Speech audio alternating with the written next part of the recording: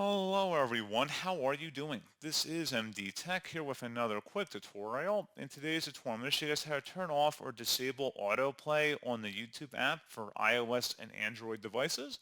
So this is basically for the mobile app of YouTube, and if you want to turn that off or disable autoplay, in today's tutorial, I'm going to show you guys how to do that. And without further ado, let's go ahead and jump straight into it.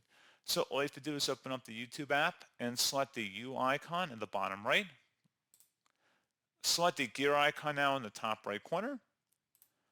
On the left side, scroll down underneath Video and Audio Preferences and go and select the Playback button. On the right where it says Autoplay Next Video, when autoplay is enabled, a suggested video will automatically play next. If you want to turn this off, toggle it to the left, so click inside the oval one time. It'll turn it off, and that is all you have to do.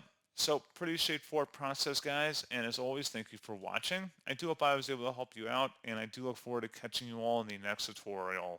Goodbye.